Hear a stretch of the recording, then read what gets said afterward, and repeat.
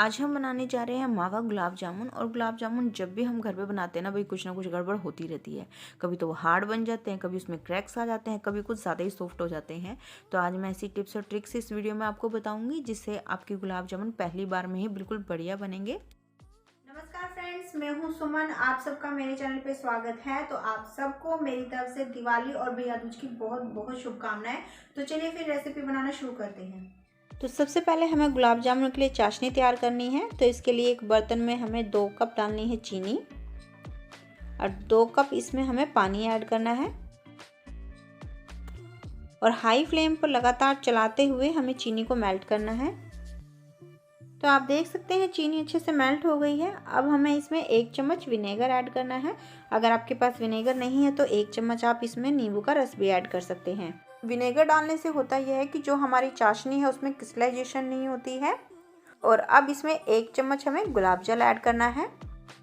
अगर इस स्टेज पे आपको ऐसा लगे कि जो चाशनी है वो बहुत ज़्यादा गंदी है तो आप इसमें 1 चम्मच जो है दूध ऐड कर दें। जैसे ही चाशनी उबलेगी तो जो गंदगी है वो उसके ऊपर आ जाएगी। आप उसे किसी छलनी या झन्नी से साफ कर लें। तो यहाँ मैंने चाशनी को 3 मिनट तक बिल्कुल हाई फ्लेम पर उबाल लिया है। और अब हमें इसकी कंसिस्टेंसी चेक करनी है। तो इसके लिए आप है ना चम्मच में इस तरीके से हल्की सी चाशनी को ठंडा कर लें और उसे अपनी फिंगर के बीच में इस तरीके से करके देखें। अगर आपको बिल्कुल जो चाशनी है चिपचिपी लग रही है, यानी मतलब क्या बोलते हैं उसको भाई, शहद जैसी लगे या फिर तेल जैसी लगे, तो इसका मतलब जो हमारी चाशनी है ना बिल्कुल परफेक्ट रेडी हुई है। इससे ज़्यादा हमें इसे नहीं उबालना है क्योंकि हमें इसके लिए एक तार की चाशनी नहीं चाहिए। इतना ज़रूर ध्यान रखें क्योंकि अगर एक तार की चाशनी बन गई तो जो हमारी जो चाशनी है वो गुलाब जामुन के अंदर तक नहीं जाएगी। अगर आपको फिर भी समझ में ना आए ना तो उस स्टेज में आप क्या करें, जब चाशनी मेल्ट हो जाती है ना उसके बाद जो पहला उबाल आता है उस उबाल से लेकर इसे आप 3 मिनट तक बिल्कुल हाई फ्लेम पर और उबाल लें। तो यहाँ पर चाशनी बिल्कुल तैयार हो गई है। अब गैस की फ्लेम को ऑफ कर देंगे और लास्ट में इसमें ऐड करेंगे 1 पिंच केसर के धागे। वैसे ये ऑप्शनल है, आप चाहें तो इसे स्किप कर सकते हैं। तो एक बार इसको अच्छे से हमें मिक्स कर लेना है। अब इसको ढककर हमें साइड में रख देना है। अब हमें मावा बोल की तैयारी करनी है। तो इसके लिए हमें एक बड़ा बर्तन लेना है। यहाँ मैं प्रांत ले रही हूँ, आप चाहें तो कोई बड़ी थाली भी ले सकते हैं। तो मावा बोल बनाने के लिए मैंने सबसे पहले लिया है आधा कप छेना। आप चाहें तो इसकी जगह पनीर भी ले सकते हैं। और इसको हमें हथेलियों के इस हिस्से से ना इसको मसलना है। ऐसा करने से जो इसके अंदर जो छोटे छोटे जो दाने होते हैं ना पनीर के अंदर या फिर छेना के अंदर, वो दाने जो हैं बिल्कुल हमें ख़त्म करने हैं। तो छेना को मसलते हुए यहाँ मुझे 2 मिनट हो चुके हैं और आप देख सकते हैं जो छेना है वो है ना प्रांत में बिल्कुल अच्छे से घूम रहा है, यानी उसने अपना ऑयल भी रिलीज़ कर दिया है और ये बहुत ज़्यादा सॉफ्ट भी हो गया है। और इसमें जो छोटे छोटे दाने थे ना वो भी ख़त्म हो गए हैं। बस इससे ज़्यादा इसको नहीं मसलना है। साइड में रख देते हैं एक बार।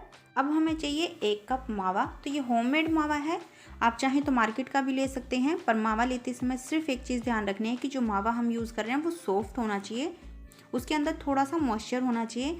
अब इस मावा को हमें मसलना है तो उसके लिए हमें हथेलियों के इस हिस्से से इसको हल्के हाथों से मसलना है, ज़्यादा ज़ोर से नहीं मसलना। और गुलाब जामुन में सिर्फ एक यही ऐसा प्रोसेस है भाई जहाँ मसलते मसलते हाथों की बैंड बज जाती है।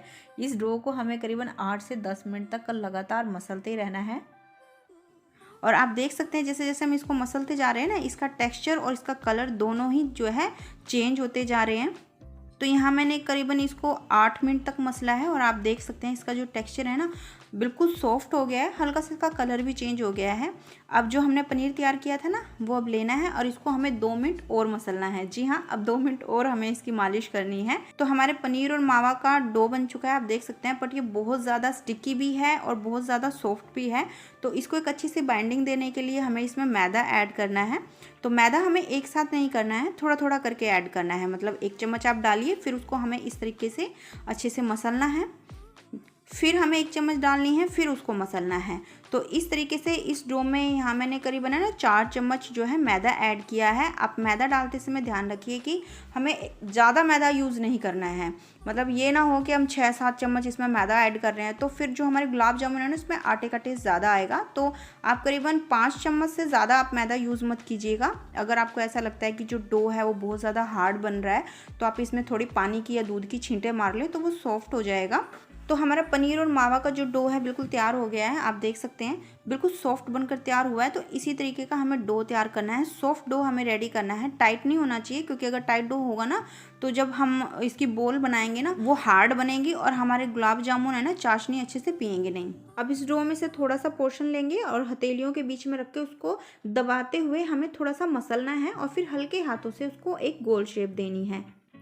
तो आप देख सकते हैं जो बोल है यहाँ बिल्कुल क्रैक फ्री बनी है। तो आप जो बोल तैयार करेंगे वो इसी तरीके की क्रैक फ्री होनी चाहिए। अगर ऐसा नहीं है तो आप उसे 2 से 3 मिनट और मसल लें। अगर बोल के अंदर क्रैक होंगे ना तो जब हम उसे ऑयल में फ्राई करेंगे तो वो फट जाएंगी। और इन बोल्स का साइज़ हमें बिल्कुल छोटा रखना है, जैसे कि नींबू होता है ना, छोटा नींबू जो होता है उसका आप साइज़ रखिएगा। अगर ज़्यादा बड़ी बोल्स हम बनाएंगे ना तो आपको पता ही है कि चाशनी में जाती है वो डबल हो जाती हैं। तो कई बार ऐसा होता है कि जो बड़ी हम मावा बोल्स बनाते हैं तो वो अंदर तक चाशनी को अब्जॉर्ब नहीं कर पाती है। और अगर हम छोटी बोल्स बनाएंगे ना तो छोटी बोल्स कई बार हार्ड हो जाती हैं, जिसकी वजह से चाशनी अंदर तक जा नहीं पाती। भाई मैंने शुरुआत में कंजूसी में ना इस तरह की छोटी छोटी मिस्टेक्स की हैं, आप ये मत करना। छोटी बोल्स कोशिश करना कि आप ना बनाएं, थोड़ी मीडियम साइज़ की बोल्स ही हमें इसके लिए बनानी है, ठीक है। तो इसी तरीके से यहाँ मैंने सारी मावा बोल्स तैयार कर ली हैं और इतने डो में करीबन 21 बोल्स यहाँ मैंने बना ली हैं। और इसको हमें गीले कपड़े के साथ ढककर रख देना है ताकि जो इसकी ऊपर की लेयर है वो सूखे ना, उसमें क्रैक्स ना आए। अब हमें तेल गरम करना है। तो तेल गरम करते समय हमें एक चीज़ ध्यान रखनी है कि जो बर्तन हम ले रहे हैं ना, कढ़ाई या जो भी आप पैन लो, वो डीप होना चाहिए, यानी गहरा होना चाहिए। अगर आपने गहरा नहीं लिया, यानी इस तरीके की मैं आपको जो कढ़ाई दिखा रही हूँ ना, इस तरीके की जो फ्लैट लिया, तो जो गुलाब जामुन है हमारे वो चपटे बनेंगे, ठीक है।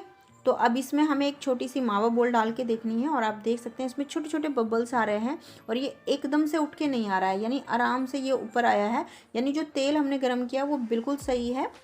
और मावा बोल्स को तेल में डालने से पहले एक बार हाथों से हल्की सी शेप देनी है और फिर हमें तेल में उसे डालते जाना है। और पूरे प्रोसेस में हमें गैस की फ्लेम को बिल्कुल लो ही रखना है और शुरुआत में हमें इन्हें बिल्कुल भी नहीं छेड़ना है, नहीं तो ये टूट सकते हैं। और जब गुलाब जामुन ऑयल के ऊपर आ जाए तो इससे हमें चम्मच से इस तरीके से लगातार घुमाते रहना है। ऐसा करने से जो गुलाब जामुन है वो चारों तरफ से अच्छे से फ्राई होंगे। तो आप देख सकते हैं गुलाब जामुन का कलर चेंज होने लगा है और इसे हमें इसी तरीके से लगातार घुमाते रहना है। तो यहाँ मुझे गुलाब जामुन को फ्राई करते हुए 12 से 13 मिनट हो चुकी है और आप देख सकते हैं गुलाब जामुन का एक बढ़िया सा कलर आ गया है। तो इस स्टेज पे ही हमें इन्हें निकाल लेना है और इन्हें हल्की गुनगुनी चाशनी में डालना है। चाशनी का हमें स्पेशल ध्यान रखना है फ्रेंड्स, गर्म नहीं होनी चाहिए ज़्यादा। अगर ज़्यादा गर्म हो गई तो गुलाब जामुन है ना बहुत ही ज़्यादा सॉफ्ट हो जाएंगे और चाशनी अगर ठंडी हुई तो गुलाब जामुन चाशनी पियेंगे नहीं। तो अब इन्हें ढककर हमें 3 घंटे के लिए छोड़ देना है।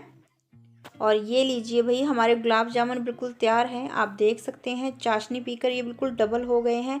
इनका कलर भी काफ़ी अच्छा हो गया है, बिल्कुल क्रैक्स नहीं आए हैं और बिल्कुल हार्ड नहीं बने हैं। एक मैं आपको कट करके दिखाती हूँ, ये देखिए कितना सॉफ्ट बना है, काटने से ही आपको पता चल रहा है। और रस बिल्कुल अंदर तक गया है, बिल्कुल परफेक्ट बने हैं और बहुत ही ज़्यादा टेस्टी बने हैं। तो आई होप आज की रेसिपी आपको अच्छी लगी होगी। अगर अच्छी लगी है तो प्लीज़ आप मेरी वीडियो को लाइक शेयर सब्सक्राइब करना ना भूलें। तो मिलते हैं फिर एक नई रेसिपी के साथ। Bye bye.